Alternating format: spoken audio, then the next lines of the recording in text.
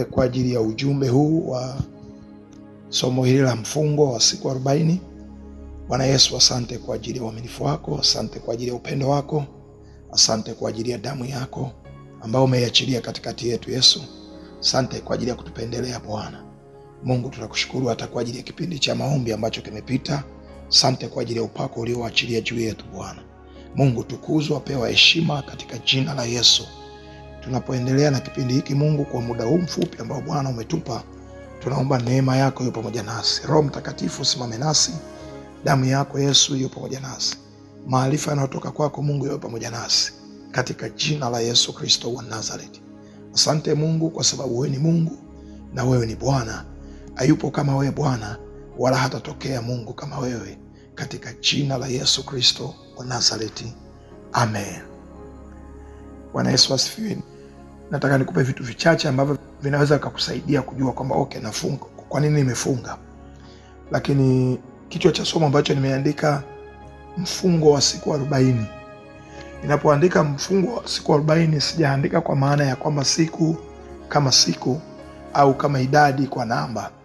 Nimechukua hilo neno 40 katika maana tofauti, lakini katika matumizi ambavyo limekuwa linatumika.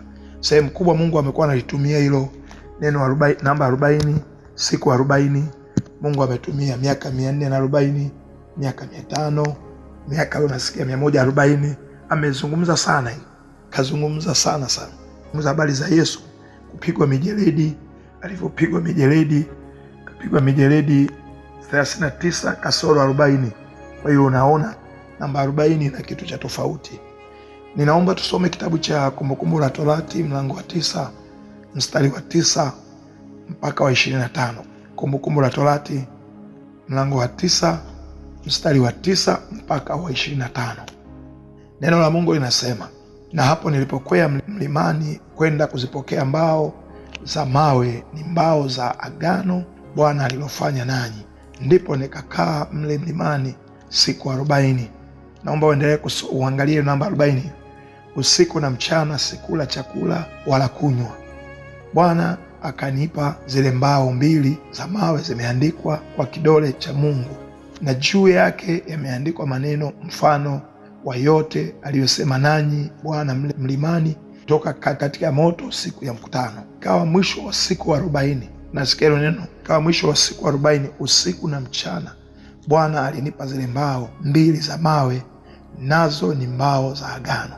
Bwana akaniambia, ondoka huko, shuka upesi, kwa kuwa watu wako uliowatoa Misri wamejiharibu, wamekengeuka, mara katika njia niliyoamuru wamejifanyia sanamu ya kuchonga. Bwana Yesu asifiwe. Tutaruka mstari wa 12, tutaenda kuanzia mstari wa 18.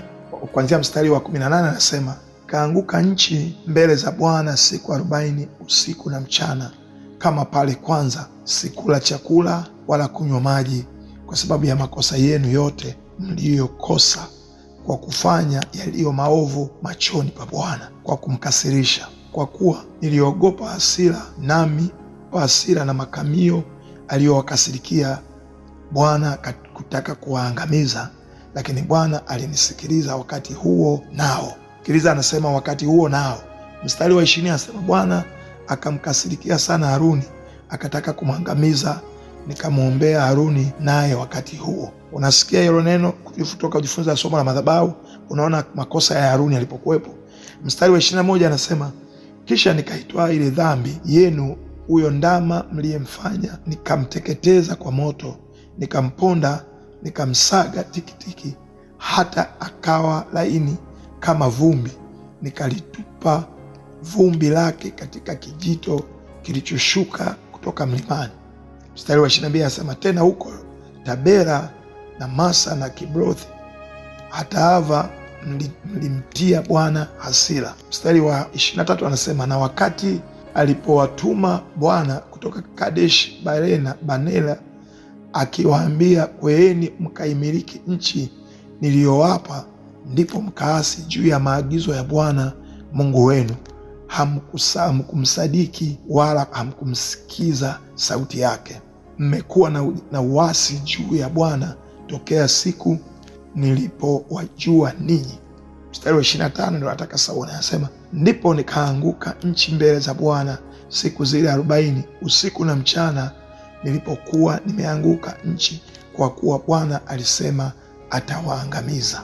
Bwana Yesu asifiwe sana. Nimesoma mistari mingi, lakini nataka uone kwamba kuna vitu viko ndani ya siku 40. Sizungumzii mfungo, nazungumzia siku 40 ili kusudi uone. Lakini katikati ya siku 40 ambazo Musa anazizungumza, siku 40 ambazo Musa alikuwa anazizungumza zilikuwa na kitu cha tofauti. Ndani yake kulikuwa na vitu vingi. Viko na vitu vya cha kwanza, kulikuwa na makosa ambayo wana wa Israeli walikuwa wamekosea.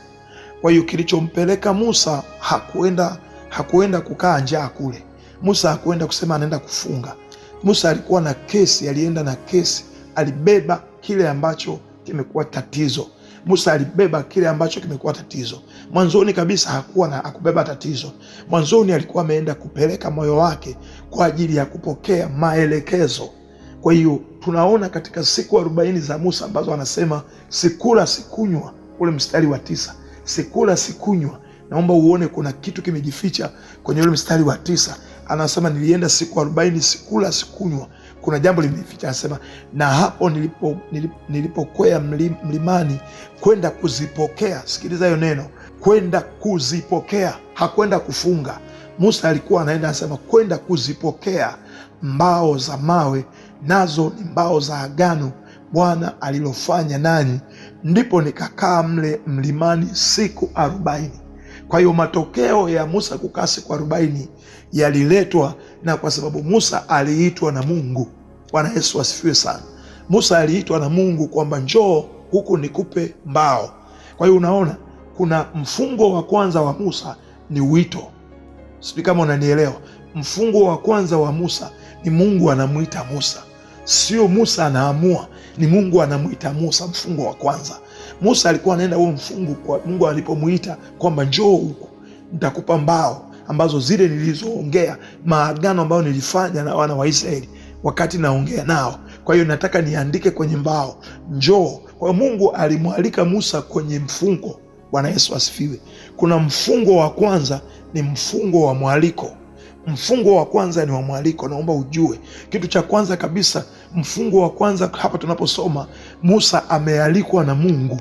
Ndio maana hapo kwenye mjadala wa huko Musa alikuwa hana mjadala wowote, kwa sababu Mungu ndio aliyemwalika. Mungu ndio msemaji, Mungu ndio muamuzi, Mungu ndio aliyekuwa anaamua kusema. Kwa hiyo swala sio swala kama Musa atajiamulia kwamba mimi nikifika huko nitafunga. Hapana. Ule mfungo wa kwanza ulikuwa ni mfungo 40 za kwanza za Musa zilikuwa ni mwaliko. Mungu anamwambia Musa njoo. Mstari wa 9 Kumbukumbu la Torati anavyosema kwamba kwanza ukiangalia vizuri utaona ndani ya huu mstari kuna vitu viko huko ndani. Anasema hapo nilipokwea mlimani kwenda kuzipokea. Sikiliza, kwenda kuzipokea. Kumbe Musa alikuwa anaenda kupokea. Kwa hiyo yawezekana ndani mwako au ndani mwangu nikawa nawaza kama Mungu alimuita tu Musa, kwa hiyo Mungu akaamua kumshindisha Musa na njaa kule. Hapana. Kuna upako ambao wa Mungu kukuita. Mungu akikuita hakuna mjadala, hakuna njaa utasikia, hakuna mahali utasikia shida. Kwa hiyo kwako kufunga sio kitu, sio issue. Kwako kufunga sio jambo la matangazo. Kwako kukaa siku 40 bila kula sio issue ya kuambia watu niko kwenye mfungo, niko mlimani. Ni swala la nini? Ni swala la Mungu. Upako wa Mungu ndio uliokuita. Hapa ni upako wa Mungu unamwita Musa kwamba Musa njoo kupokea mbao, njoo upokee maelekezo. Kwa Musa alipoingia kule halifikiri anaenda kuchukua tu na kutoka, kwa sababu kwa Mungu siku zote Mungu akikuita hauondokagi haraka, huwezi kuondoka haraka kwa Mungu. Kwa hiyo unaona mfungo wa kwanza wa Musa, 40 za kwanza za Musa. Kwa mtu yote anayesema kwamba nataka nifunge siku 40 kama Musa, ni 40 zipi? Kwa sababu kwa Musa kulikuwa na 40 zaidi ya 3. Bwana Yesu asifiwe. Kulikuwa na 43 na kila 40 ilikuwa na kazi yake. Kila mfungo wa Musa ulikuwa na sababu yake. Kila mfungo ambao Musa alikuwa anaufanya ulikuwa na sababu yake. Bwana Yesu asifiwe sana. Na sio tu sababu, lakini pia aliyetaka mfungo hakuwa ni mtu, ila mfungo wa kwanza Mungu anamwambia Musa njoo huko. Bwana Yesu asifiwe. Kuna vipengele nimeviandika kabla tujaendelea. Nimeandika kuna vipengele vichache. Nimesema hivi. Ngoja nivisome. Nasema cha kwanza nimesema hivi. Ni kitu gani kinakusukuma mpaka unasikia kufunga? Bwana Yesu asifiwe. Hilo ni swali. Kitu gani kinakusukuma mpaka unasikia kufunga? Ni kitu gani ambacho kinakusukuma wewe mpaka unasikia kwenda kufunga? Kwamba okay, nataka nifunge. Kitu gani kinakusukuma mpaka unasikia kwenda kufunga? Nimesema katika kitabu cha Matendo ya Mitume 13 mstari wa 2, anasema hivi. Unaona hawa sasa mitume, Matendo ya Mitume 13:12, kitu ambacho kilichowasukuma mpaka wakaenda kufunga. Wao hawakufikiria kufunga, ila isipokuwa kitu kilichowafanya. Kwenye Matendo ya Mitume 13 mstari wa 2 anasema hivi, basi hawa walipokuwa wakimfanyia Bwana ibada. Sikiliza hilo neno, hawa walipokuwa wakimfanyia Bwana ibada. Msukumo uliokuwa unawapeleka hawa ni kumfanyia Mungu ibada. Bwana Yesu asifiwe. Tena anasema kumfanyia Mungu ibada na kufunga. Sio kufunga peke yake, walikuwa na ibada, walikuwa na ishu ya ibada. Kwa hiyo wakati wanaenda, ndani yao kulikuwa pia na kipengele cha kufunga, na ndio maana unaona anasema hivi, mstari anasema hivi, Roho Mtakatifu akasema, nitengeeni Barnaba na Sauli kwa kazi ile niliyowaitia. Kuna mifungo tofauti tofauti. Dhamira yako, nia yako, kinachokusukuma kwenda, hicho ndicho ambacho Mungu anaweza kuongea katikati ya huo mfungo. Bwana Yesu asifiwe. Kwenye huo naangalia pointi ya kwanza kwenye kitabu hiki cha Kumbukumbu la Torati mlango wa 9 mstari wa 9, hii ambayo nimesoma. Nataka uioanishe na hii.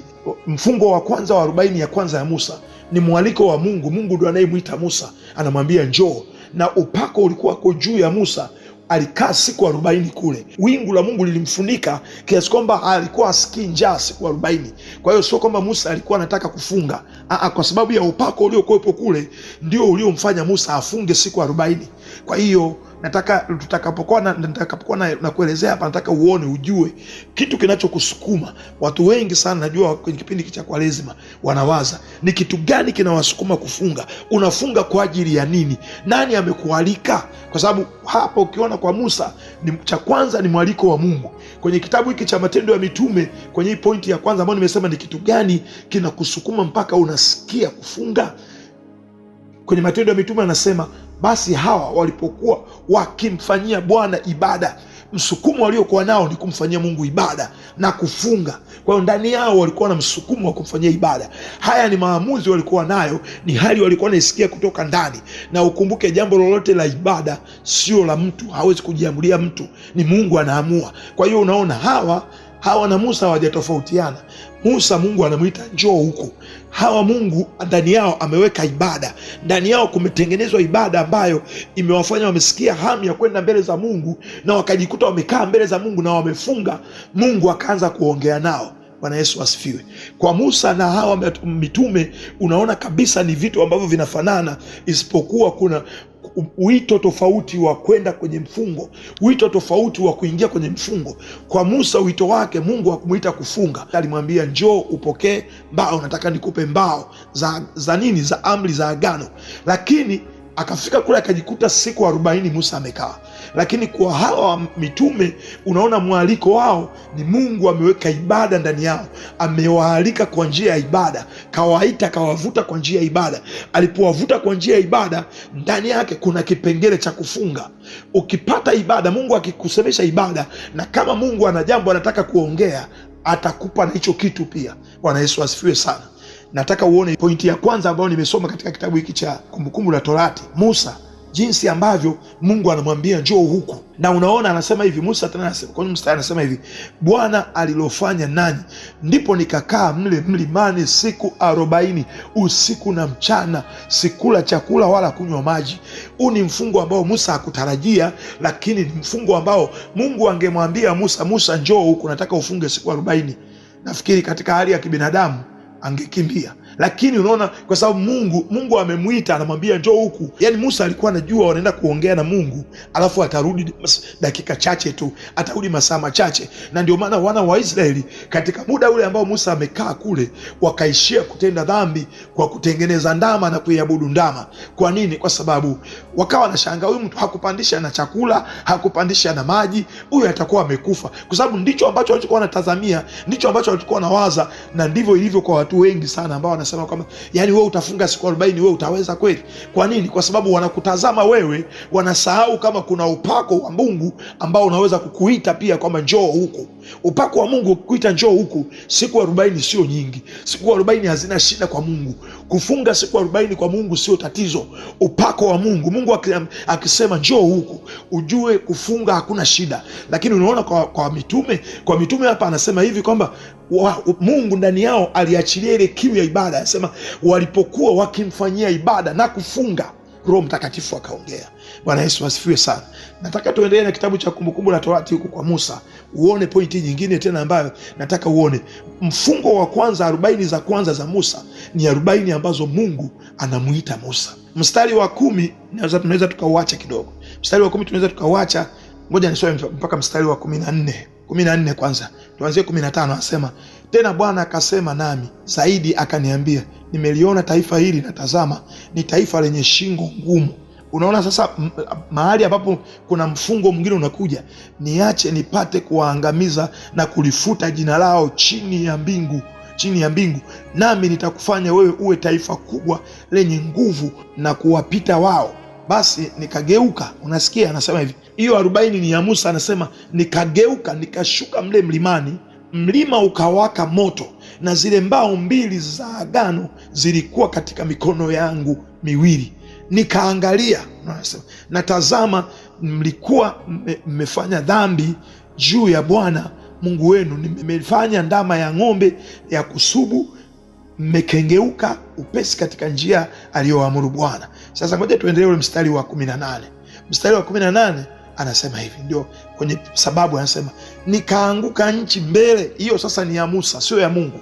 Hii ni ya Musa, anarudi 40. Hii ya pili ni Musa anarudi kwa Mungu. Kwa hiyo hii inategemea jinsi ambavyo moyo wake atakavyoumimina. Anasema nikaanguka mbele, anasema nikaanguka nchi mbele za Bwana. Sikiliza, sio mbele ya watu, sio mbele ya kanisa. Nikaanguka nchi. Anasema nikaanguka nchi, manake akasujudu, akapiga magoti. Kuanguka nchi manake ni kuinama chini. Anasema hivi, nikaanguka nchi mbele za Bwana siku 40 usiku na mchana. Sikiliza tena hiyo, siku 40 usiku na mchana.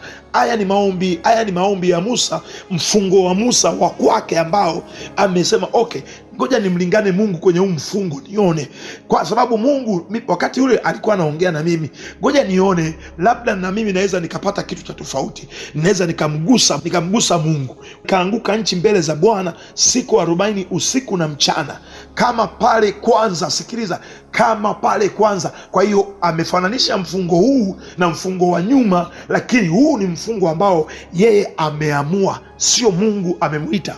Ni mfungo ambao Musa ameamua kwamba nina mfungo wa siku 40, nina maombi ya siku 40. Maombi haya nataka Mungu mpaka anisikie, mpaka Mungu aelewe. Haya sasa, maombi haya yako tofauti. Unaona, anasema hivi, kama pale kwanza sikula chakula wala kunywa maji. Kwa sababu nini? Sababu. Kwa hiyo ile ya kwanza, sababu ya kwanza ni Mungu amemuita. Mfungo wa kwanza ni Mungu anamuita Musa, njoo uchukue mbao. Kuna mfungo wa mwaliko, Mungu anakuita njoo. Huu ni mfungo wa sababu. Anasema kwa sababu ya makosa yenu. Huu ni mfungo wa makosa. Kwa hiyo lazima ujue unafunga kwa ajili ya nini. Je, maana unafunga, lazima uko ndani mwako ujue hizo 40 unataka kuzitumia, hizo siku 3 unataka kufunga, hizo siku 7 unataka kufunga. Ni mfungo upi? Ni mfungo ambao Mungu amekualika, au ni mfungo ambao wewe una ajenda, unazo sababu? Sasa hii ni sababu. Anasema hivi, kwa sababu ya makosa yenu yote mliokosa kwa kufanya yaliyo maovu machoni pa Bwana, kumkasirisha. Bwana Yesu asifiwe sana. Kwa kumkasirisha, umeona hii point? Anasema kwa sababu mmefanya makosa kwa kumkasirisha. Kwa hiyo huu ni mfungo ambao Musa anaenda mbele za Mungu kutengeneza. Huu ni mfungo wa matengenezo, mfungo wa kutengeneza na Mungu, sio mfungo wa kuongea na Mungu, wa kupiga stori, sio mfungo wa kupeana sijui amri. Hapana, huu ni mfungo Musa anavua, anasema Mungu, Mungu tumekosea. Musa anakuja kutengeneza mfungo wa 40, anatengeneza siku 40 lakini za matengenezo, sio siku 40 za kutaka vitu, sio siku 40 za kwenda kupokea mbao. Hizi ni siku 40 za matengenezo. Bwana Yesu asifiwe. Ni siku 40 za matengenezo. Ukisoma pointi ambayo nimeandika ya pili, Kufunga sio utaratibu au makubaliano ya watu. Bwana Yesu asifiwe. Ninafananisha na hiyo pointi ya pili. Kufunga sio utaratibu au makubaliano ya watu fulani. Kufunga ni hali ya ndani inayosukumwa na dhamira ya kufikia lengo au hatima ya hicho unachokihitaji. Hii ni kwenye pointi ya pili ya mfungo wa Musa. Huu ni mfungo wa Musa kumwendea Bwana. Ule wa kwanza wa Musa kuitwa na Mungu. Huu ni mfungo wa Musa kumwendea Bwana. Nimesema hivi, kufunga sio utaratibu au makubaliano ya watu fulani, bali kufunga ni hali ya ndani inayosukumwa na dhamira ya kufikia lengo au hatima ya hicho unachokihitaji. Kufikia lengo au hatima ya hicho, kama Musa ambavyo anasema hivi, nikarudi tena siku 40, sikula wala kunywa kama mwanzo kwa sababu ya makosa yenu. Dhamira ya Musa ilikuwa ni kuhakikisha Mungu anatusamehe makosa. Bwana Yesu asifiwe. Ukisoma kitabu cha Ezra, kusoma kitabu cha Ezra 8 mstari wa 21, kwenye hii pointi ya kufunga sio utaratibu au makubaliano ya watu fulani. Kufunga ni hali ya ndani inayosukumwa na dhamira ya kufikia lengo au hatima ya hicho unachokihitaji. Ezra 8 mstari wa 21 anasema, na ndipo nikaamuru kufunga hapo penye mto Ahava ili tupate kujinyenyekeza mbele za Mungu. Anasema ndipo nikaamuru. Maana yake ile dhamira imemsukuma kwamba okay, hapa lazima tunyenyekee kwa Mungu. Hapa kuna kitu hakijakaa sawa. Ndio maana Musa kwenye hiyo Kumbukumbu la Torati, huo mstari wa 18, Kumbukumbu la Torati 9 mstari wa 18, Musa anasema nikarudi tena, nikaanguka nchi tena mbele za Bwana. Anasema nikaanguka mbele za Bwana kama siku 40 kama zile za kwanza. Kwa nini? Musa dhamira yake kama Mungu, ninaomba utusamehe. Amerudi kwa Mungu tena. Huu mfungo wa Musa ni wa kuhakikisha Mungu anasamehe, Mungu anawaachilia, Mungu anawapa neema. Na kwenye Ezra anasema hivi, ndipo nikaamuru kufunga. Akaamuru kufunga, sio makubaliano. Nimesema kufunga sio utaratibu wala sio makubaliano. Anasema hivi, nikaamuru kufunga, kwa sababu kwa hiyo ni kitu ambacho kinaweza kikatokea, sio kitu cha makubaliano. Hicho ni cha amri, kwamba sasa tutaenda kufunga. Kwa nini? Amesikia ndani, anasema nikaamuru kufunga hapo penye mto Ahava ili kujinyenyekeza mbele za Mungu. Kwa hiyo tatizo lilikuwa ndani yao, kulikuwa hakuna mahusiano na Mungu, hakuna tena vitu vya kushikana na Mungu. Kwa hiyo unaona ndani yao, Ezra anasema hivi, ikabidi tuende tena kufunga. Tukaamua kufunga, nikaamuru sasa kwamba kila mmoja lazima afunge. Tutafunga kwa sababu tunatakiwa kunyenyekea kwa Mungu. Ndio huu mfungo wa Musa ambao anasema hivi, nikaenda siku 40. Na Ezra naye anasimama katika nafasi ya uongozi. Musa ameamua kwenda peke yake, amewaacha wana wa Israeli kule, lakini Ezra yuko na watu wengine. Anasema mimi nikiwa kama kiongozi, tutafunga mpaka tuone Mungu atakachotufanyia. Lakini hapa mfano wetu tunaofananisha ni siku 40 za Musa. Musa alipoenda mara ya pili ni 40 za kwake. Musa ni maamuzi ya kwake, ameamua anataka Mungu amlingane Mungu mpaka Mungu asamehe. Ezra anasema hivi, ili tupate kunyenyekeza mbele za Mungu. Bwana Yesu asifiwe sana. Ukiendelea hicho kitabu cha Kumbukumbu la Torati, utaona kuna vitu vingi. Mstari wa 25 utaona tena amerudia tena Musa. Kwa tusome mstari wa 25. Mstari wa 25 anasema, ndipo nikaanguka nchi mbele za Bwana siku 40 usiku na mchana mlizokuwa nimeanguka nchi, kwa kuwa Bwana alisema atawaangamiza. Kwa hiyo hizi ni 40. Musa bado anaziongelea zile 40 ambazo anasema nikaanguka nchi kwa sababu Bwana alisema nitawaangamiza. Bwana Yesu asifiwe sana. Kwa hiyo unaona kuna 40, hizi ni 40 za pili ambazo Musa anasema okay, hizi 40 za pili ni mimi nimeamua kumwendea Mungu. Kwa hiyo hizi natakiwa kumlingana Mungu. Na hizi Musa alimlingana Mungu kwa sababu alihakikisha mpaka Mungu anamsamehe. Kwa sababu zile za kwanza walikuwa wanaongea, wanazungumza, anampa amri, hakukuwa na kitu kingine chochote. Uwepo tu wa Mungu ulimfunika Musa, hata alikuwa asikii njaa. Kwa hiyo leo Musa anaenda, maana yake kama Mungu ameona dhambi, lazima atakaa mbali. Kwa hiyo Musa anafanya, huu ni mfungo wa Musa ambao unadiri na hali yake ya mwili na nafsi na roho yake, inadiri mwili na nafsi na roho yake, kwa sababu Mungu, uwepo wa Mungu hapo uko mbali, kwa sababu Mungu anasema watu wako wamejaribu nafsi. Kwa Mungu alikuwa amekaa mbali, ule uwepo wa Mungu wa kumsaidia Musa tena ulikuwa haupo juu yake. Ilimlazimu Musa kudiri na mwili na nafsi na roho yake, vile alivyovipatanisha na Mungu alivyoamua, manake ndipo akaanza kumsogeza Mungu tena. Ule uwepo wa Mungu alikuwa na uvuta. Mfungo huu ulikuwa ni mfungo wa kuhakikisha anafuta uwepo wa Mungu umsaidie kusurvive siku 40 hizo. Lakini mfungo ule wa kwanza wala alikuwa hangaiki kuvuta, kwa sababu Mungu mwenyewe alikuwa ameamua. Mungu alikuwa ameamua mwenyewe kuachilia upako juu ya ule mlima, na Musa akajikuta hasikii njaa kabisa. Bwana Yesu asifiwe sana. Mimi nimeandika hii point namba 3. Kufunga ni zaidi ya kuutiisha mwili. Kufunga ni zaidi ya kuutiisha mwili. Sio wazo la kwenda kuutiisha mwili. Yani una kiu na Mungu kiasi gani? Unamhitaji Mungu kiasi gani? Unataka Mungu aingilie ndani yako kiasi gani? Unataka Mungu apigane vita kiasi gani upande wako? Kwa hiyo sio kiu ya mwili kuutiisha, ni wewe kuwa na hamu na Mungu. Hii ni pointi ya 3, kwamba unakuwa na hamu na Mungu kiasi gani. Usijaandika tu, usijaandika mstari mwingine ambao Musa akarudi tena mara ya 3 tena 40 ya 3 tena, ambayo hiyo 40 ya 3 ya Musa ilikuwa Mungu alipomwambia Musa, okay, nimewasamee, mtaenda na malaika. Hii aliomba mtawasamee, mtaenda na malaika. Musa akasema hapana. Aliporudi ilikuwa ni ya kuhakikisha kumruhusu, kumng'ang'ania Mungu mpaka Mungu ajifunue. Ndio maana nimesema hivi, hii sio swala la kufunga, sio kuutiisha mwili. Hii ni kumhitaji Mungu, kutembea naye tena. Mwanzoni 40 za kwanza za Musa walikuwa wanacheka na Mungu, wanaongea, wanapiga story, akafunga. Lakini za pili Mungu anamwambia, okay Musa, sitaki kuongea na wewe, wamenivuruga watu wako. Musa anasema okay, ngoja nitengeneze. Anatengeneza hizo 40 za pili yeye.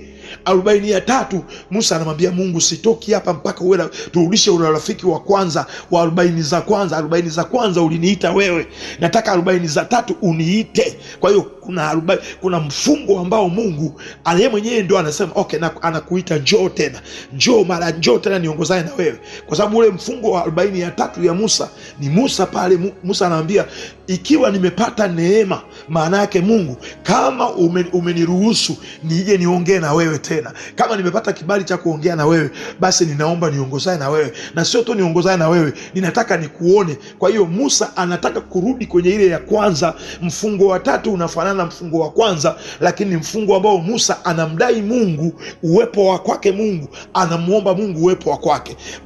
Mfungo wa 40 ya pili ni mfungo wa matengenezo, kama Mungu, tumekutenda dhambi. Anasema nikajinyenyekesha kwa ajili ya makosa yenu, kwa sababu ya makosa yenu mliokosea. Kwa hiyo mfungo wa pili ni wa kutengeneza wa makosa. Mfungo wa 3 ni mfungo wa kuomba. Musa anaomba uwepo wa Mungu, anataka tu uwepo wa Mungu, anataka uwepo wa Mungu, kwa sababu anajua alishaonja ule uwepo wa Mungu wa kwanza, siku 40 za kwanza.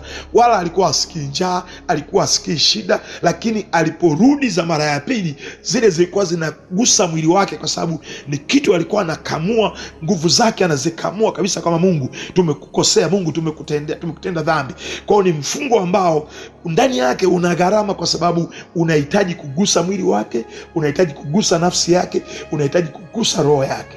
Bwana Yesu asifiwe sana. Lakini unaona mfungo wa 3 wa Musa ni ule ambao Musa ni kweli umegusa nafsi yake, umegusa roho yake, umegusa mwili wake, lakini Musa anataka vikiguswa mwili wake na roho yake na nafsi yake kutokee matokeo. Ndio ambayo tunasoma kitabu cha Isaya mlango wa 58 mstari wa 6. Isaya mlango wa 58 mstari wa 6 anasema hivi: je, saumu niliyoichagua sio ya namna hii, kufungua vifungo vya uovu, kuzilegeza kamba za nira, kuacha huru walioonewa, na kwamba mvunje kila nira?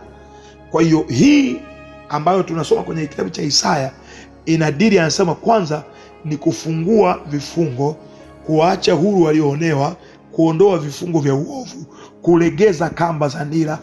Anasema kukata nira, kuzivunja nira. Kwa hiyo hii ya Musa ya 3 ni ile ambayo Musa anasema, Mungu, sasa nataka niwe huru, sitaki kuomba maombi ya mfungo ambao tena ni kama vile nateseka. Maana alipopata upenyo zile 40, Mungu akamwambia okay Musa, nimekusikia, umepata neema. Alivyomwambia nimepata neema, akasema sawa, sitaki hali nilionayo ya mwili, sitaki kitu nilichonacho uovu, sitaki hizi kamba, sizitaki nila, sitaki, nataka nikuone wewe, nataka nikuone wewe. Ndipo Mungu anamwambia okay Musa, lakini hutaniona kwa sababu utakufa. Bwana Yesu asifiwe sana. Haya maswali machache ambayo nimeuliza kwenye kitabu hiki. Pointi ya namba 4 inasema kufunga kunatakiwa kukusukume kumtafuta Mungu kwanza, au kwa lugha nyingine kutafuta uso wake katika safari yako ya kufunga. Pointi hii ya 4 inafanana na ya 3. Kufunga ni zaidi ya kuutiisha mwili. Kwa hiyo pointi ya 3 ya 4 inajibu ya 3 kwamba kufunga kunatakiwa kukusukume kumtafuta Mungu kwanza, au kwa lugha nyingine kutafuta uso wake katika safari yako ya kufunga. Sio kupeleka hoja za kwako, kumtafuta Mungu kwanza, kama tulivyosoma mwanzoni katika kitabu hiki cha Matendo ya Mitume hii mlango wa 13 mstari wa 2. Anasema basi hawa walipokuwa wakimfanyia Bwana ibada, nia yao walikuwa ni na kiu ya ibada, yani kwanza kusukumwe kumtafuta Mungu kwanza. Kufunga kwako unatakiwa kusukumwe kumtafuta Mungu kwanza, alafu mengine yote sasa yanakuwa ni rahisi sana. Ukisoma Mambo ya Nyakati wa Pili mlango wa 20 mstari wa 3, Mambo ya Nyakati wa Pili mlango wa 20 mstari wa 3, Mambo ya Nyakati wa Pili mlango wa 20 mstari wa 3. Ngoja nisome Mambo ya Nyakati wa Pili mlango wa 20 mstari wa 3. Anasema hivi: Yehoshafati akaogopa, akauelekeza uso wake amtafute Bwana, akatangaza mbiu ya watu kufunga katika Yuda yote. Umeona, anasema hivi, Yehoshafati akaogopa, akauelekeza uso wake amtafute Bwana, akaelekeza uso wake amtafute Bwana, kwanza kumtafuta Bwana. Alafu anasema alipomwelekeza uso wake kumtafuta Bwana, ndipo sasa akatangaza mbiu ya watu kufunga katika Yuda yote. Kitu cha kwanza kilikuwa ni kumtafuta Bwana. Kwa hiyo kabla hujafikiria kufunga hizi 40 za Kwaresima, kitu cha kwanza kabisa, wakati unawaza kufunga, usiwaze kutokula chakula, usiwaze kwamba nitakaa na njaa, usiwaze kwamba nitakuwa nafungua jioni. Yani ndani ya kufunga kwako, wakati unafunga, ukiwa kwenye mfungo, focus yako iwe kwanza kabisa wakati unafunga. Sio swala la kwamba jioni inafika saa ngapi, saa 12 inafika saa ngapi, sijui siku 40 itaisha lini.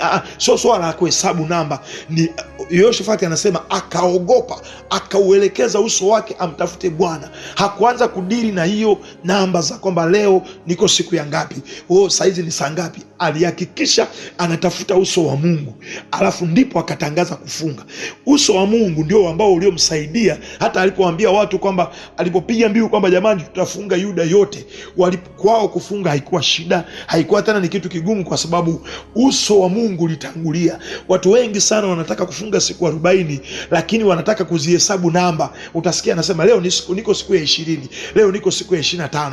Kwa hiyo kufunga kwao kunakuwa bure, sio kufunga tena, ni fashion tu, ni kama vile ni maelekezo. Au unasikia hata makanisani utasikia leo tuko siku ya ngapi, hii ni wiki ya pili, ni wiki ya 3. Wanahesabu namba kuliko yani hiyo target ya Mungu kuachilia mfungo. Hajaachilia mfungo kwa sababu nyie anataka muhesabu namba. Sisi tuhesabu namba, sisi tujue kwamba eti yambaki masaa 3, yambaki masaa 4. Mungu kuachilia hii neema ya mfungo ni kama vile alivyomuita Musa kule. Musa hakujua kama ni siku 40. Hakujua kabisa. Kwa hiyo hii pointi namba 4 nataka uone. Tuchukue pointi ya kwanza ya Musa. Musa anasema ile katika Kumbukumbu la Torati 9 mstari wa 9 anasema anasema Mungu akamuita njoo huku. Alipomuita akakaa siku 40. Hiyo ndio Mungu anataka kabisa, kwamba kufunga tuwe na hamu ya kukaa na Mungu, yani kutamani kukaa na Mungu. Kwa sababu funga ya kwanza ya Musa hakujua kama atakaa siku 40. Funga ya pili ya Musa alikuwa anajua siku 40 hizi ni za matengenezo, lakini funga ya 3 ya Musa anatafuta uso wa Mungu. Anasema uso wako usipoenda na mimi, usinichukue mahali hapa. Kwa nini? Kwa sababu watu wengi wanataka kufunga hizi 40. Watu wengi wanataka kufunga kwa lazima, wanataka kufunga kwa ajili ya fashion.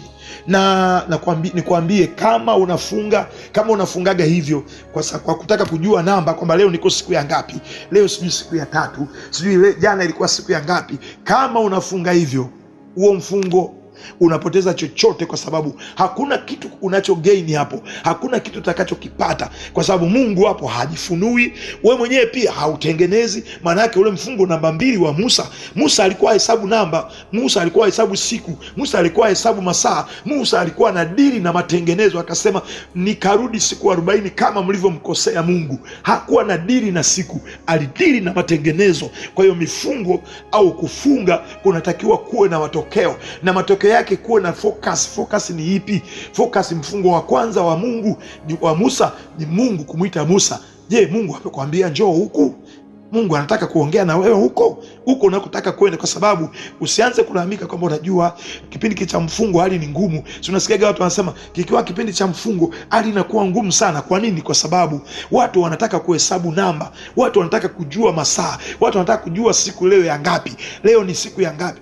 Watu wengi sana, naonaga hata watu wengi sana utasikia wametangaza tutakuwa na 21, tunafunga siku 21. Utasikia wanaanza kutangaza leo tuko siku ya 3, leo tuko siku ya 4. Huo sio mfungo. Wakati mnatangaza namba, maana yake fikra zenu na mtazamo yenu na mioyo yenu inaangalia kwamba okay, inaanza kukalkulate siku zilizobaki kuliko kutafuta uso wa Mungu. Bwana Yesu asifiwe. Ndio maana Mungu anasema sitaki hiyo saumu. Anaambia kuna mahali pengine anaambia sitaki hiyo saumu, saumu zenu sizitaki, kwa sababu hizo saumu zenu mnataka kuhesabu namba, sizitaki. Sitaki hizo saumu za kujionyesha, mnataka kujionyesha. Sitaki saumu za kutaka kwamba muonekane. Mimi nataka hiyo saumu ambayo mnanitafuta mimi, mnalingana mimi, mnanihitaji mimi, mnamhitaji Mungu. Mungu anataka mfungo ambao kwamba okay, huu ni mfungo ambao Mungu nimekuja kwa sababu sijui, lakini ninajua ndani yangu nina makosa, ndani yangu siko sawa. Mungu, sidili na siku, sidili na masaa, nataka kudili na wewe, kuhakikisha tatizo linaondoka, challenge inaondoka nilionayo, kosa nilionalo linafutika, dhambi nilionayo unaifuta. Yani kuhakikisha sitoki hapa mpaka umeifuta hii dhambi. Ndipo Musa anamwambia hivi Mungu, tena Mungu siondoke hapa mpaka nimekuona. Kwa sababu gani? Kuna mifungo ambayo sio namba, sio idadi, sio masaa, ila ni mifungo ambayo unatakiwa ndani yako kuhakikisha unafikia lengo. Ndio maana nimekuambia kwenye hiyo pointi, hakikisha kufunga kwako unahakikisha unafikia lengo. Bwana Yesu asifiwe sana. Ile pointi ya namba 2 nimesema kufunga sio utaratibu au makubaliano ya watu fulani. Kufunga ni hali ya ndani inayokusukuma na dhamira ya kufikia lengo au hatima ya hicho unachokihitaji. Kama unahitaji namba, sawa. Kama unahitaji kuwa na idadi kwamba mwaka jana nilifunga siku 40, mwaka juzi nilifunga siku 3 kavu, unataka kuandika kuwa na nani na documentary za siku za kwamba nilifunga miezi 3, niliwahi kufunga miezi 9. Kama unataka hiyo pia, hicho unachokihitaji, nimekuambia umstari. Ndio maana kwenye kitabu cha Ezra si anasema ndipo nikaamuru kufunga hapo penye mto Ahava, ili tupate kujinyenyekeza mbele ya Bwana, sio kuangalia namba, sio kwamba Mungu masaa haya tuliona, yani kuelekeza Mungu, tunakuhitaji wewe Mungu, tumekuja mbele zako, najinyenyekeza kwako. Kwenye mfungo huu tunaoenda kuanza, watu wengi wanaenda kuanza kesho mifungo, hawajui anafunga mfungo upi, ni mfungo upi. Je, ameitwa na Mungu? Je, huo mfungo amejiamulia mwenyewe, au ni mfungo ambao anataka tu kuhakikisha kutimiza kwamba ana idadi ya namba kidogo, angalau naye namba zake zimeongezeka, kwamba mwaka huu amefunga angalau siku 7 kavu. Unasikiaga watu wanatangaza, na sisi kanisani kwetu tunafungaga sana 7 kavu, tunafunga 21 kavu. Shida sio kufunga hizo 7 kavu 21.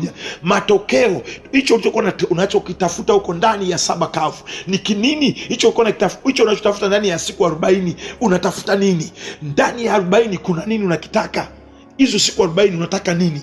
Kwa sababu unaweza ukataka kushinda njaa tu, ukazalisha kitu cha vidonda vya tumbo, kwa sababu hujui unataka nini. Na kwa Mungu, kama hujui unataka nini huko, upako wako kusaidia kufunga siku 40 unakuwa haupo. Watu wengi unasikia anasema nimejisahau, hivi nilikuwa sijajua kama nimefunga, nitaifidia. Unafidiaje siku? Unafidiaje kwenye upako? Upako hauwezi kusahau, upako hauwezi kukusahaulisha kabisa kufunga.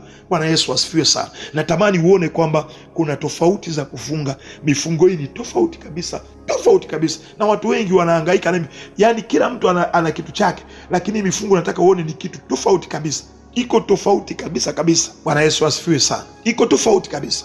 Sasa katika hiyo mifungo yote ambayo nimeitaja, ina namna yake ambayo inashikamanishwa, kwa sababu kuna aina zake ambazo za hiyo mifungo. Ipi? Mfungo wa kutokula chakula cha mwilini au kutokunywa maji, ndio Musa anausema hapo.